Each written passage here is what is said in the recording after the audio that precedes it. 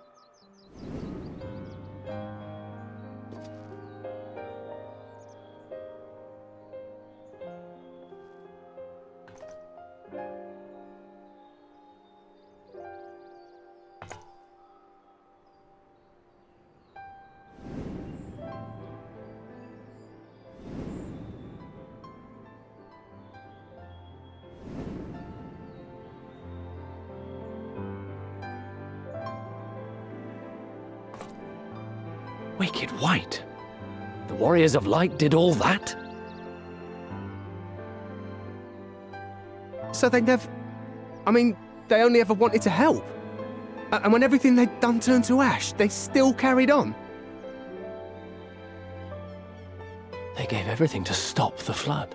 First their lives, then their souls. And they managed it too, in the end. They saved us.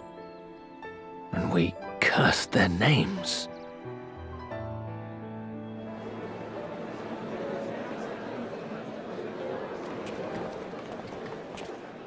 This should go a long way towards clearing the air.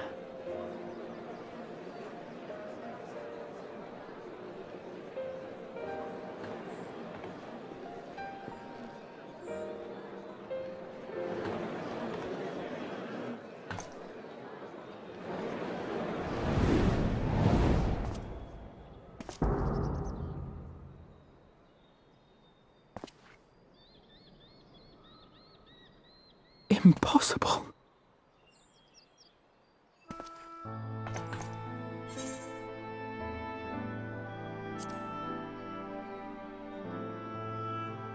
I definitely see something. You don't think it's a ghost, do you?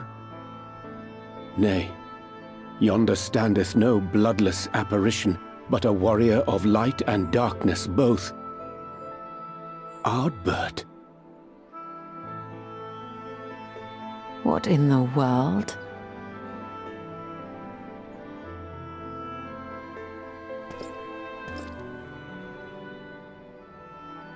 It's you! The one who slew the Eater!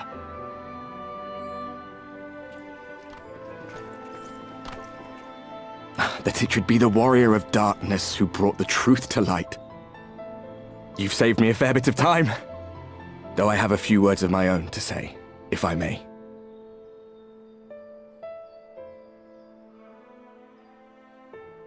People of the Crystarium! I am Ardbert, one of those you know as a Warrior of Light. That's impossible. You should be dead. Aye, that I should. But as the world has been given new life, so too have I. I know not why I, and I alone, have been gifted this chance. But I do know this. Only by the will of the star itself could such a miracle come to pass.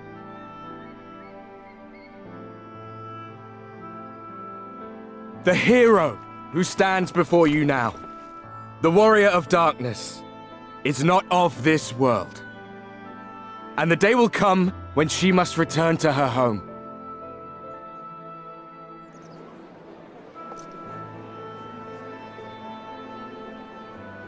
But this land is our home. And if it is to remain so, now and forevermore, It is we who must protect it. The time to rely on saviors from afar has passed. It is you who must rise. You who must become the new warriors of light! What? Us? Warriors of Light?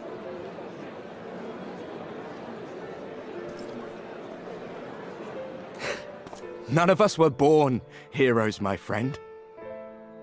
I was only ever a man with a thirst for adventure. But wherever my journeys took me, I was invariably confronted with the same choice.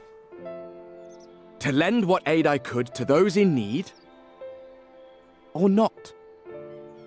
And I always chose the former. Any one of you could do the same. All you need is the will to help your fellow man, and the resolve to see it through.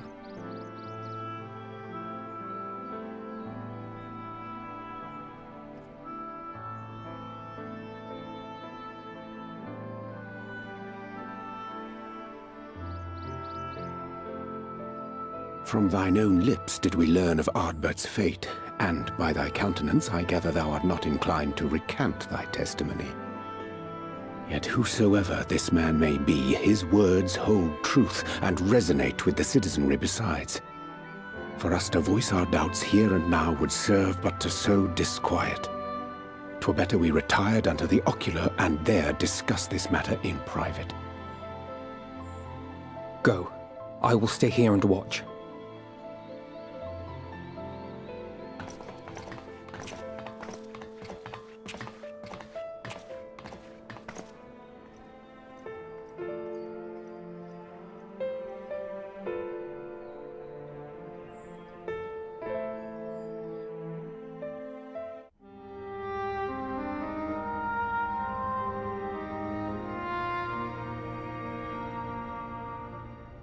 So, that is a warrior of light of the first. I've not had the pleasure of making his acquaintance, but as you all seem to be in agreement, I gather this is no simple case of mistaken identity.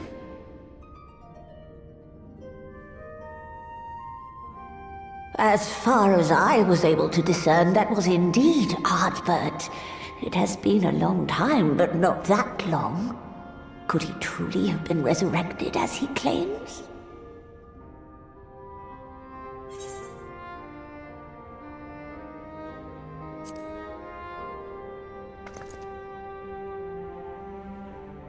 Ardbert did entrust his very soul unto thee.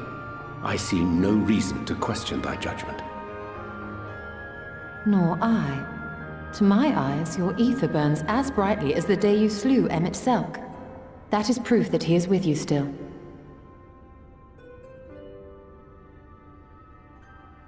Yet that which standeth now before the people is far more than a passing imitation. I am reminded of the cardinal virtues, though a sin-eater he is not. Which leaveth but one plausible explanation. That he is an Ascian.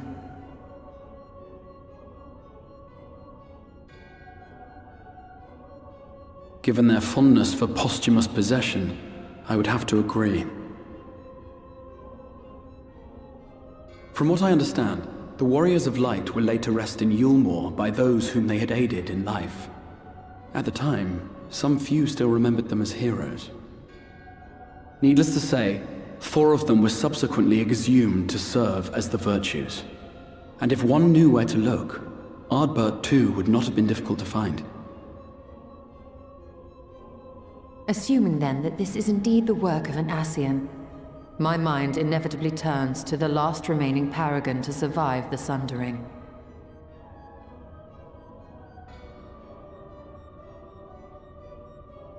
Elidibus.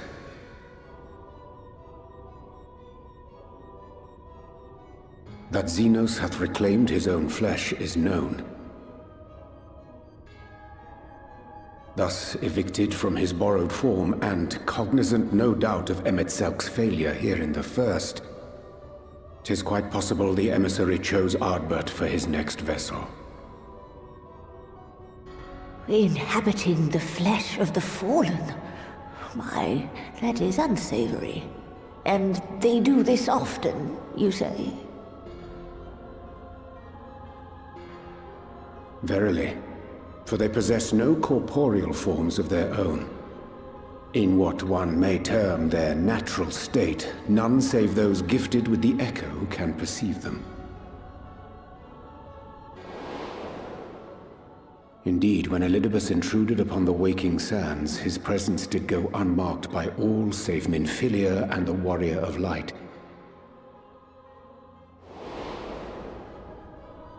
On that occasion I myself remained ignorant of his coming until after his departure. It was only at a later juncture, when he deigned to appear before me in borrowed flesh, that I was finally able to take the measure of him. In such puppetry do the Ascians engage when they seek to influence the course of history. And they have gained much by it. Emet-Selch single-handedly built the Garlean Empire in this manner, while the Hebrea came close to conquering Eorzea, having taken possession of Thancred's living body. Yet it must needs be noted that the Ascians cannot avail themselves of all mortal vessels. For were they able to do so, none would serve as a better pawn than our own redoubtable champion. Mayhap the blessing of light shieldeth Hydaelyn's chosen from Ascian influence. Or mayhap other forces are at work. We cannot say for certain. Whatever the reason, I hope it holds true. I dare not contemplate what might come to pass otherwise. Is it not peculiar, then, that Ardbert's mortal remains should be susceptible, given that he was once a warrior of light? Or did the final departure of his soul make it possible, perhaps? Regardless, to hear an Ascian use him to call forth new warriors of light boggles the mind.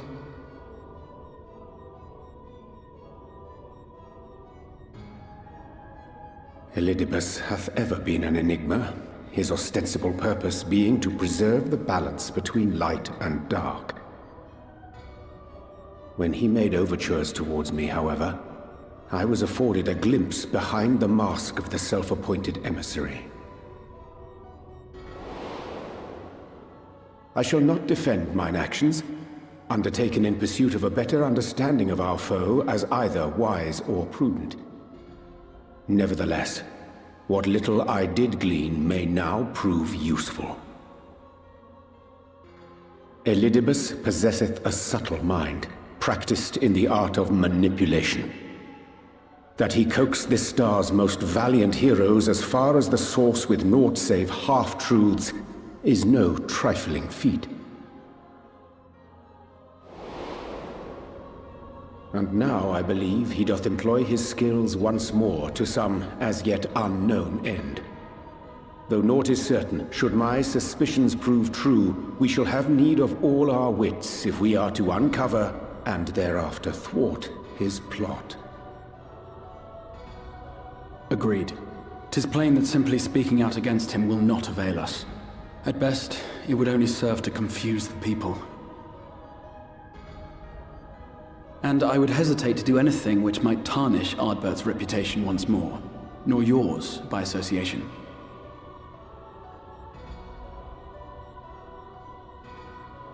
That being the case, it may be wise to keep a covert eye on this Ardbert's movements, as we attempt to discern his purpose and how best to mitigate his influence.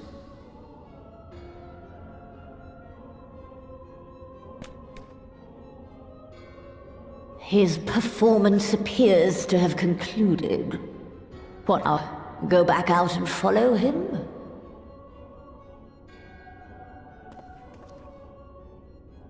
Twould appear Master Alphino already hath pursuit in mind, and I suspect one pair of eyes shall better serve our cause than half a dozen.